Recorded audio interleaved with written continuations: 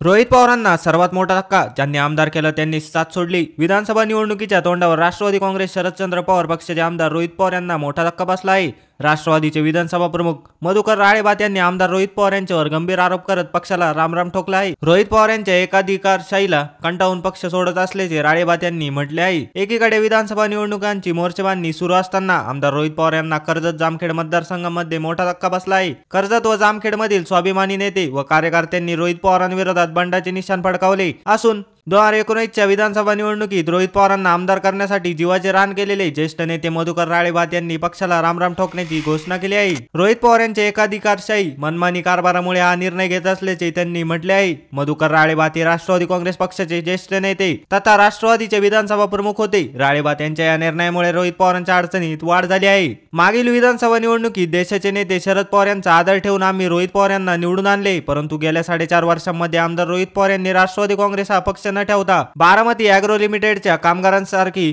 सर्व कार्यकर्त्यांना नेत्यांना वागणूक दिली असा गंभीर आरोप यावेळी राळेबात यांनी केला. कोणत्याही कार्यकर्त्यांचा सन्मान ठेवला नाही, सतत अपमानकारक वागणूक दिली असे राळेबात यांनी म्हटले आहे.